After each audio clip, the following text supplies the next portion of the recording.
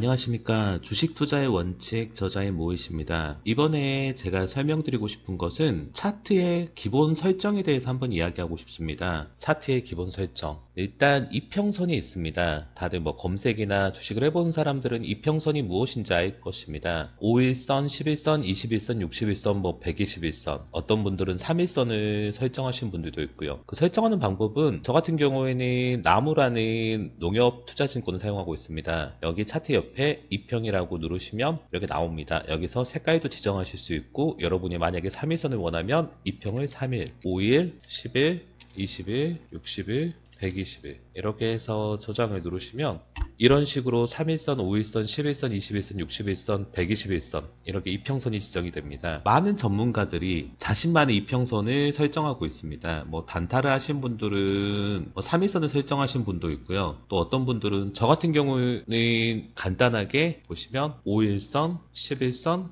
21선, 61선 이렇게만 설정을 하고 있습니다. 그 이유에 대해서 저는 간단하게 설명을 드리려고 합니다. 저는 단기 투자자입니다. 전업 투자자이고 단기 투자를 전업으로 하고 있는 사람입니다. 단기 투자에서 61선이란 무엇이냐? 제가 생각하는 61선은 이 61선이라는 것은 추세선입니다. 주가가 61선 밑으로 떨어지면 조정을 받고 있는 거고 하향하는 거고 주가가 61선을 타고 올라서면 상승하는 흐름이다. 제가 이거는 의미를 부여한 겁니다. 여기서 중요한 것은 투자자가 어떤 이평선에 어떤 의미를 부여했냐에 따라서 그 이평선이 가치가 있는 겁니다. 어떤 분들은 121선 이평선을 추세선으로 보신 분들도 있습니다. 그게 옳다 그르다는 아무도 판단할 수 없습니다. 어떤 유튜버들은 이런 5일선, 11선, 21선, 61선이 아니라 11일선, 12일선 자신만의 이평선을 설정하는데 그게 옳다 틀리다는 아무도 말할 수 없는 겁니다. 이 이평선에 어떤 의미를 자기가 부여하냐, 이평선이 필요하냐 없냐에 따라서 이렇게 본인이 설정하시면 됩니다. 그리고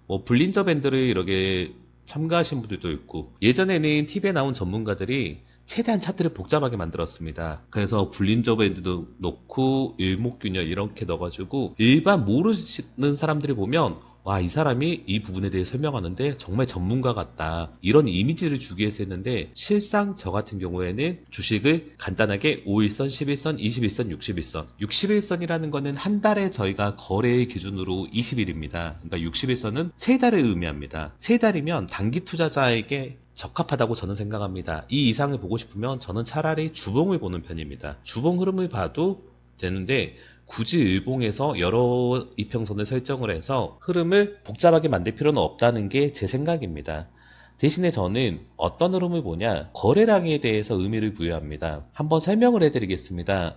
방금 찾은 종목인데 일진파워라는 종목입니다. 주가가 61선입니다. 이 지금 주황색 선이 61선인데 61선에서 하락을 하고 있습니다. 제가 아까 말했다시피 저는 61선을 추세선으로 본다고 하였습니다. 이 61선 아래에서 주가가 움직이는데 거래량도 거의 없습니다. 이거는 한마디로 시장에서 소외되고 아무도 관심을 가지지 않는 종목이라는 겁니다. 주가가 한번 61선을 이렇게 올라갔지만 음봉으로 올라갔습니다. 또한 거래량이 평소 거래량과 큰 차이가 없습니다. 이런 것은 의미가 없습니다. 그러다가 보시면 3월 31일입니다. 주가가 61선을 강하게 치고 올라가는데 거래량이 전일 평균 대비 35배 33배가 올랐습니다. 이런 강한 흐름이 나오면 이때부터 주가가 상승을 한다는 겁니다. 그래서 저는 이 61선을 추세 전환선이라고 보는 겁니다. 61선 근처에서 강한 힘으로 돌파를 하냐 못하냐에 따라서 이게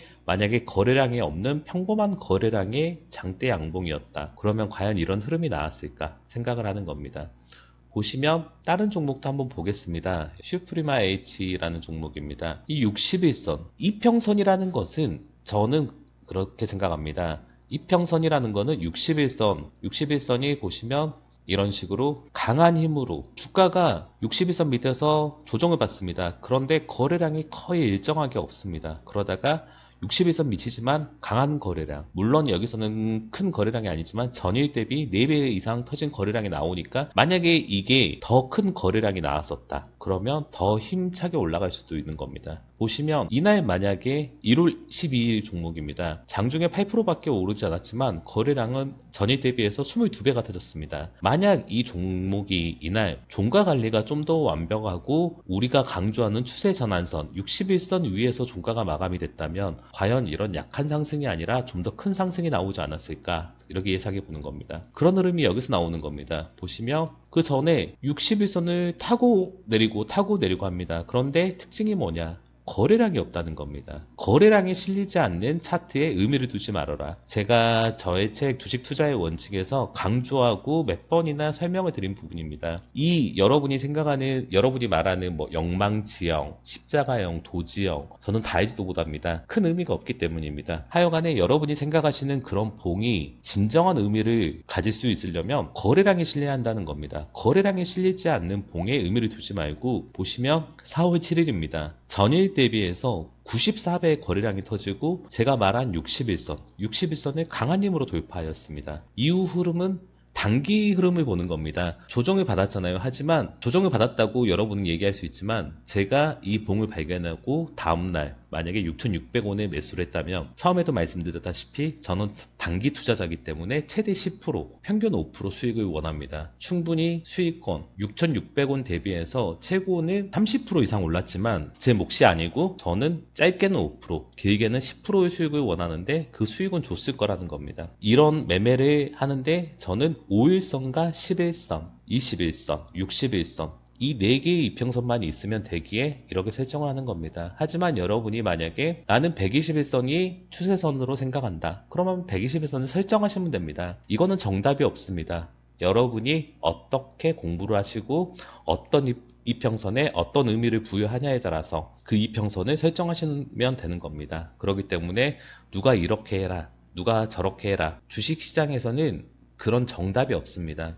또 뭐 블린저 밴드를 써라 말아라. 만약 이 블린저 밴드에 여러분이 의미를 부여하고 이 블린저 밴드를 이용해서 매매를 하신다면 당연히 써야 됩니다. 하지만 저는 쓰지 않기 때문에 그래서 설정을 하지 않는 겁니다. 기본적인 차트는 이렇게 하는 겁니다. 제 기준에서 말씀드린 거지 제 말이 꼭 정답은 아니라는 겁니다. 이상 주식 차트에 대한 기본 설정에 대해서 한번 말씀드렸습니다. 제 영상이 좋았다면 좋아요와 구독 부탁드립니다.